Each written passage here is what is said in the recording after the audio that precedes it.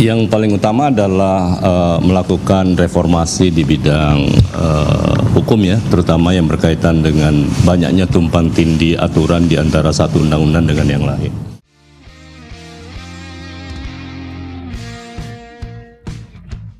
Pusat Analisis dan Evaluasi Hukum, Badan Pembinaan Hukum Nasional Kementerian Hukum Republik Indonesia, berdasarkan Pasal 409 Permenkum Nomor 1 Tahun 2024. Pusat ini mengkoordinasikan penyusunan analisis dan evaluasi hukum yang relevan dengan kebutuhan masyarakat dan pemerintah, serta pembinaan jabatan fungsional analis hukum. Sejak tahun 2016, Pusat Analisis dan Evaluasi Hukum, Badan Pembinaan Hukum Nasional telah menyusun pedoman dalam melakukan analisis dan evaluasi hukum terhadap peraturan perundang-undangan yang disahkan oleh Kepala Badan Pembinaan Hukum Nasional pada tahun 2019 lalu. Dengan adanya pedoman ini dapat menjadi acuan oleh para analis hukum di seluruh Indonesia dalam melakukan analisis dan evaluasi hukum terhadap peraturan perundang-undangan.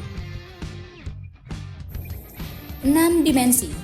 Dengan mengusung slogan 6 dimensi, pedoman analisis dan evaluasi hukum terhadap peraturan perundang-undangan dapat menjadi panduan dalam melakukan evaluasi terhadap peraturan perundang-undangan yang dilakukan oleh seluruh analis hukum di Kementerian Hukum Republik Indonesia dan seluruh kantor wilayah, kementerian lainnya, lembaga pemerintah, non-kementerian, dan pemerintah daerah.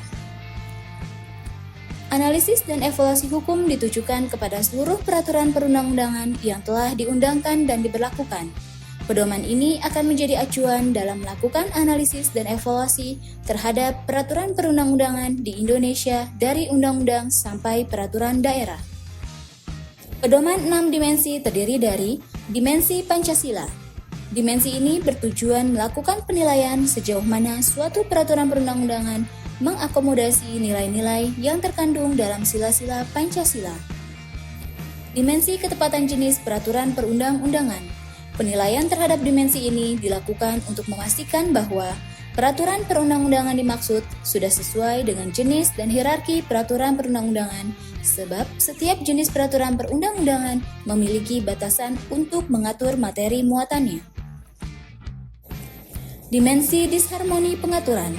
Penilaian dimensi ini dilakukan dengan pendekatan normatif, yaitu untuk mengetahui disharmoni pengaturan mengenai kewenangan, hak, kewajiban, perlindungan, penegakan hukum, dan definisi atau konsep. Dimensi kejelasan rumusan. Penyusunan peraturan perundang-undangan dilakukan sesuai dengan teknik penyusunan peraturan perundang-undangan. Dimensi kesesuaian asas bidang hukum peraturan perundang-undangan yang bersangkutan.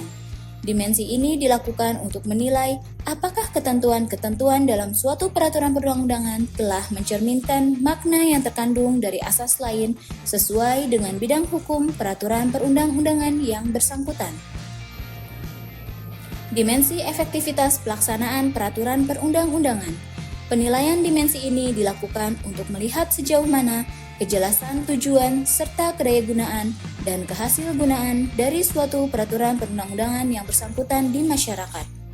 Dengan menggunakan pedoman ini, diharapkan masalah peraturan perundang-undangan yang terjadi saat ini, seperti contohnya permasalahan hiperregulasi, disharmoni peraturan, multi-interpretasi, tidak efektifnya peraturan perundang-undangan maupun biaya yang tinggi, dapat dipecahkan sehingga dapat menciptakan peraturan perundang-undangan yang dapat disimplifikasi, harmonis, jelas, efektif, dan efisien.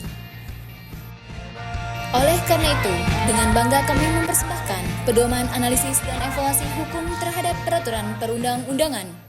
Pedoman 6 Dimensi.